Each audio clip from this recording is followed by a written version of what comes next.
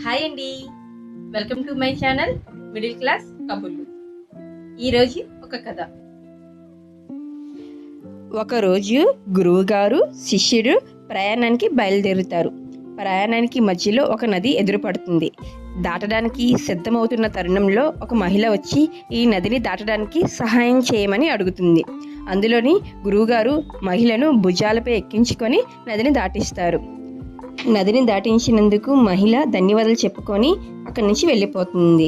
ఇది గమనించిన శిష్యుడు కొంతసేపటికి గురువుతో ఇలా అంటాడు, మనం సాధువులం కదా, ఆడవాళ్ళని ముట్టుకోకూడదు కదా, అలాంటిది ఒక అమ్మాయిని మీరు నది ఎలా దాటించారు అని అడుగుతాడు.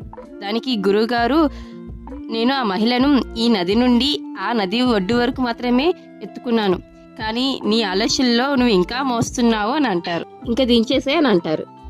ఈ కథ బట్టి ఏమర్థమైంది?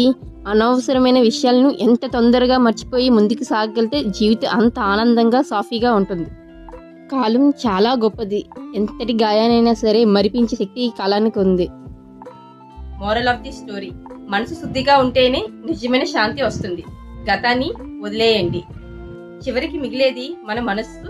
కొన్ని విషయాలను వదిలేయడం నేర్చుకోకపోతే గతం భారంగా ఉంటుంది. దాన్ని మోస్తూ ముందుకు సాగలేము కదా.